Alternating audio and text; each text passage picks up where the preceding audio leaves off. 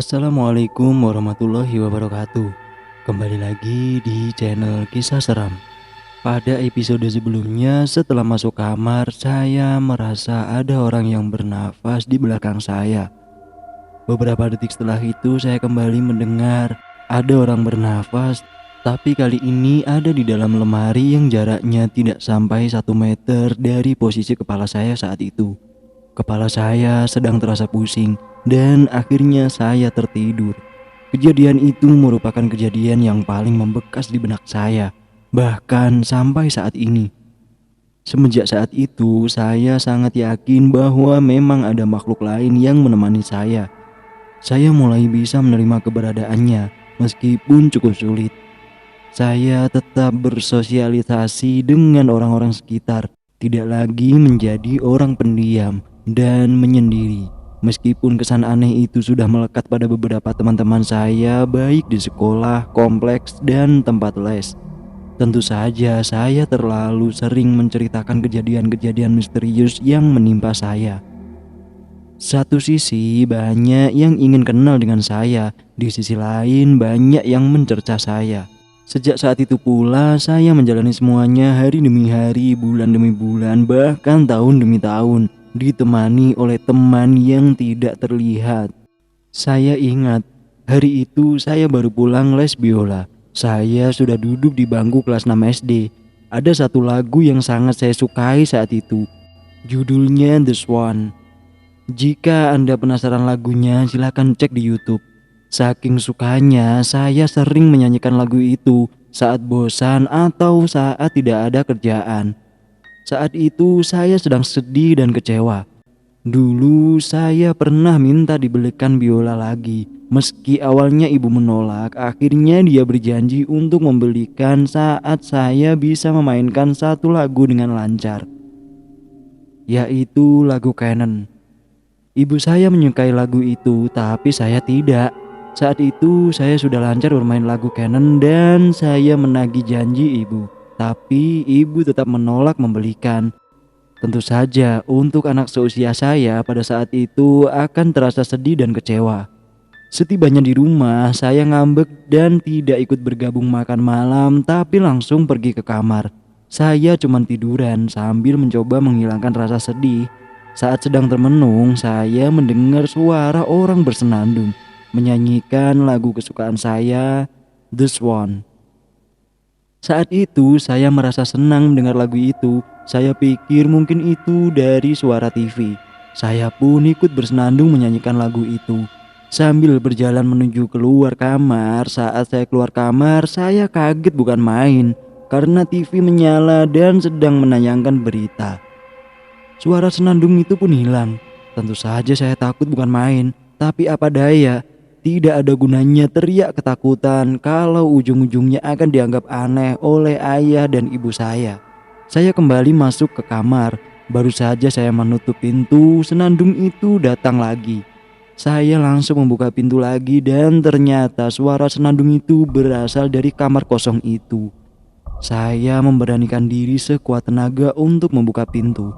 Tapi saat itu ayah saya ternyata sudah sampai ke anak tangga terakhir menuju lantai 2. Dia melihat saya bertingkah aneh, berdiri di depan kamar itu. Saat itu suara senandung pun sudah lenyap. Ayah saya menghampiri saya. Saya takut akan dimarahi karena bertingkah aneh lagi. Tapi ayah saya malah mengatakan, "Jangan dibuka, tapi jangan ketakutan juga ya. Papa juga dengar makanya papa naik." "Maksud papa?" ucapku. "Iya, adik gak usah takut, tapi jangan diperiksa-periksa. Gak apa-apa. Udah, adik makan aja dulu sana." "Jadi papa dengar, kok mama gak ikut naik?" ucapku. "Mama gak denger kok. Udah gak apa-apa. Udah makan sana di bawah," ucap papaku.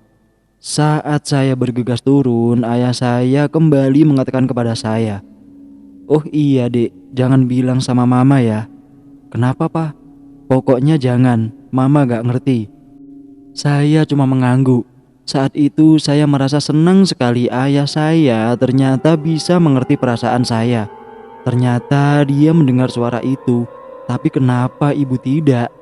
Saya memang sempat bingung, tapi ya sudahlah. Pada saat itu yang penting ayah saya ternyata mengerti apa yang terjadi. Mungkin dia menyanyikan lagu itu untuk menghibur saya yang sedang sedih. Dan itu lagu kesukaan saya. Saat menuruni tangga, saya mendengar ayah menguji pintu itu. Dan dia kembali turun. Ketika menikmati hidangan makan malam, saya merasa ada yang memperhatikan saya. Tentu saja dari jendela kamar kosong itu.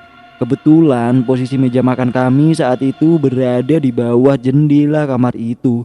Tapi saya abaikan saja dan tidak melihatnya. Saat menjelang tidur malamnya, saya sedang tiduran. Abang saya juga sedang membaca komik. Saat itu pula suara senandung itu kembali terdengar. Saya mencoba melihat abang saya, tapi dia tidak bergeming. Padahal saat itu saya rasa suara senandung itu cukup keras untuk mengalihkan perhatian orang yang sedang membaca. Beberapa detik kemudian ayah saya membuka pintu kamar. Dia tidak benar-benar masuk ke kamar, hanya menampakkan wajahnya sambil menunjukkan wajah lucu ciri khasnya yang selalu lucu bagi saya. Saat itu saya tertawa keras karena candaan itu memang selalu berhasil untuk saya. Terutama saat itu saya juga masih tergolong anak-anak. Sedangkan saat itu abang saya hanya tersenyum. Mungkin bagi dia candaan itu sudah basi karena dia lebih tua. Saya senang sekali. Ayah saya memang selalu hadir bagi kami anak-anaknya. Dan saat itu saya tahu dia menghibur saya. Mungkin karena dia juga mendengar suara senandung itu dan dia membuat saya tertawa agar saya tidak merasa takut lagi. Semenjak saat itu, ayah saya cukup berubah. Kami lebih sering menghabiskan waktu berdua. Karena dia seorang pengusaha, dia tidak punya jam kantor yang tetap.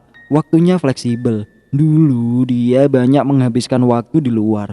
Tapi belakangan ini di saat itu dia lebih banyak menyediakan waktu bagi anak-anaknya, terutama saya. Saya senang sekali. Saya jadi lebih terbuka dengan ayah saya tentang gangguan-gangguan misterius yang terjadi. Tapi tentu saja itu saya ceritakan saat ibu tidak ada. Saya memang belum mengerti kenapa cukup sampai di ayah saja.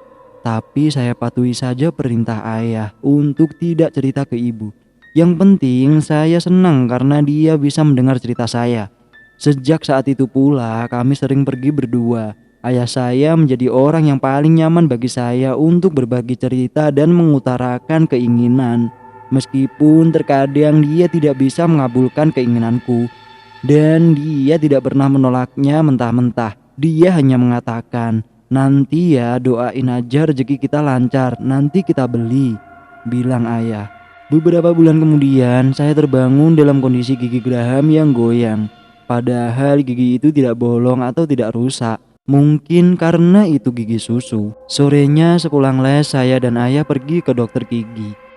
Tapi saat dokter melihat gigi saya, dia menyarankan untuk mencabut gigi taring saya karena sudah tumbuh gigi baru yang sudah tumbuh di posisi tidak seharusnya. Dan menyarankan untuk menggunakan kawat gigi saat semua gigi baru sudah tumbuh. Akhirnya malam itu 2 gigi saya dicabut, gigi Graham dan taring. Pulangnya ayah sempat mengajak untuk ikut dengannya duduk-duduk di restoran bersama temannya. Mungkin dia mencoba menghibur saya yang kesakitan. Karena di restoran itu ada es krim kesukaan saya tahu sebelumnya dia punya janji dengan temannya, bukan di Tip Top. Mungkin karena demi menghibur saya, dia mengganti tempat ke Tip Top. Setibanya di rumah, ayah saya langsung pergi lagi ke Tip Top. Saya beranjak ke kamar. Lagi-lagi di kamar itu ada suara. Iya, lagi dan lagi. Tapi kali ini suaranya bukan bersenandung, melainkan suara seperti merintih kesakitan. Kali itu saya melanggar janji ke ayah untuk tidak mencari-cari asal muasal suara jika ada gangguan. Saya bergegas mencari kunci kamar itu di bawah. Untungnya saya tahu di mana ayah saya menyimpan kunci itu. Saya memberanikan diri untuk membuka pintu itu. Pintu sudah tidak terkunci. Saya membuka pintu. Tentu saja saat itu suara rintihan sudah tidak terdengar. Lembab. Itulah kesan pertama kali saat saya membuka pintu. Untunglah saklar lampu berada tidak jauh dari pintu, maka saya langsung menyalakan lampu. Lampu pun menyinari kamar dengan sangat terang. Rasanya tidak ada yang aneh. Saat melanjutkan petualangan di kamar itu, saya duduk di tempat tidur, melihat sekeliling dan barulah saya menemukan kejanggalan. Ada sesuatu di sudut ruangan di lantai. Saya mencoba menajamkan penglihatan setajam-tajamnya. Iya, ada sesuatu di situ. Tanpa berlama-lama, saya mendekati sudut itu. Bersambung. Terima kasih sudah mendengarkan ceritanya. Dan bagi kalian yang baru gabung di channel ini, jangan lupa subscribe dan nyalakan tombol notifikasinya agar kalian bisa mendengarkan cerita kelanjutan dari cerita rumah horor ini. Sekian dari saya. Wassalamualaikum warahmatullahi wabarakatuh.